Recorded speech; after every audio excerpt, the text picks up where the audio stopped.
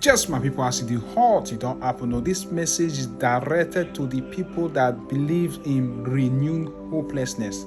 That's the renewed hope promised by the APC. Please watch this video from Oshoma. Please make sure you share. Share. This is the time to show people that Tinubu is not what he said he is. Holding on to hope can provide strength and resilience if tomorrow is truly assured. Is our tomorrow assured? Ours is a hopeless renewal. Just 2 years into a 4-year term of President Bola Ahmed Tinubu, him and his team are already fixated on a second term, despite their inability to ensure the security and welfare of the average Nigerians as provided by the Constitution. Anyway, you can say the opposition party also are discussing 2027 and attempting to form a coalition front against the president's ambition in 2027. Anyway, typically, one can say why it is the responsibility of the ruling party to govern well, to remain in power. It is also the duty of the opposition party to find a common front to defeat a ruling party. They are all playing politics. After all, when President Tinubu did opposition, he said seek coalition against the then ruling government of People's Democratic Party, PD. However, the question is this ruling party governing well? And are the opposition actually ready for a coalition? Even though some of us know the answer, but just follow me small. Make we attempt the answer together. You will agree with me that the current opposition is not as fierce as Tinubu and his team, where they were in opposition and formed the All Progressive Congress, then nicknamed Angry Politicians Congress. For the current opposition to be taken seriously, they must show purposefulness and selflessness. Not this one where we see our serial contestants till they position himself to run against Tinubu in 2027. Or in some cases where some person for Port Harcourt who don't take government since 1999, from speaker to governor to minister, and the first 2 years when they hustle the outside of government, they're already feeling hot. The opposition must be ready to sit back and support credible candidates. Otherwise, I don't call anybody name, I just give free advice when they don't sit. Now to the next question. Imagine the arrogance of the ruling party. It's just midterm into the tenure of this government, and whilst the people they swore to protect are crying of hunger and waiting for the promised hope that they promise in their campaign. The 2027 election is already in their mind as if it is 6 months away. They are busy endorsing the president for a second term, not on the basis of performance, but because of coercion and state capture.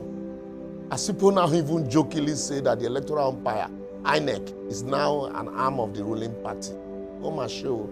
Anyway, so assessing the midterm performance of the administration, I will say, why the President Tinubu's twin policy of subsidy removal from fuel and unification of the forest and increase in the price of electricity and other essential infrastructural services is putting more money in the hands of the state and federal government, even though, they are still consistently borrowing.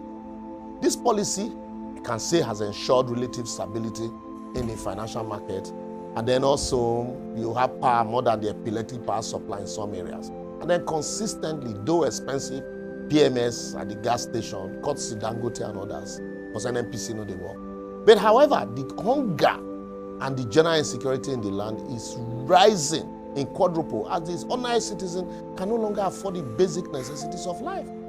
So while the president has consistently informed Nigeria that he feels our pain, I can assure you that the reforms are necessary for a better future. On the contrary, the people around the president, including members of our National Assembly and the governors, are living as though we're in economic boom, as their convoy and retinue of cars and aids, including that of the president, is now longer than necessary. You just imagine, in 24 months, President Tinubu has borrowed about 17.8 billion from the World Bank, and the ordinary man is not feeling it.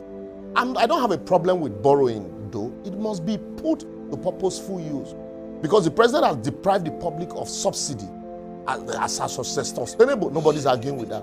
But yet the government has continued to subsidize the lifestyle of political class as their ostentatious lifestyle continue to put a lie to the narrative that there's hunger and pain in the land, in the mind of outsiders.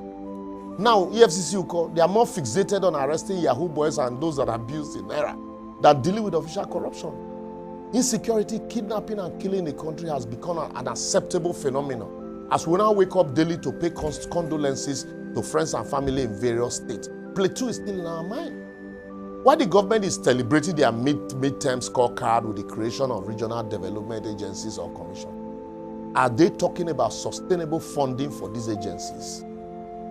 There's no clear-cut policy direction from both the federal and the state government on their next 2 years agenda and realizable economic plan and program with actualization date and timeline on poverty alleviation, education, small and low-income housing, wealth creation, industrialization, gender equality, fiscal federalism, state policing, banditry, terrorism, open grazing, and even the value of the life of the ordinary Nigerian. What does it mean to them, apart from all of this blind endorsement here and there? Nobody is thinking of changing our education curriculum from job seekers to job creators as we continue to sell our raw materials and then import finished goods. What can one really point to in the last 2 years of this administration that has truly truly inspire hope in the ordinary Nigeria, apart from the hope to APC and their acolytes and even some other politicians at the state level? Anyway, their supporters will always tell them that, Your Excellency are the best thing to happen to Nigeria after independence. Anyway, it is not new because people before you were told the same thing. And people that will come after you will be told the same thing. So for us, Nigerians, in the midst of all of this crisis, we must continue to lift up the Nigerian spirit and ensure that the discussion, the conversation, both in government and in opposition, is centered around creating purposeful governance that will truly guarantee urban and rural housing development, creation of a knowledge-based economy, ensure a safe environment and country, enable industrialization and increase productivity capacity, build sustainable infrastructure, and ensure food sufficiency and security, because these are the things that will actually enhance our local currency and grow economy in the long run. Otherwise, without these things, if the opposition and people in government let them campaign from now till 2033 or 2050, the situation will keep nosediving from bad to worse.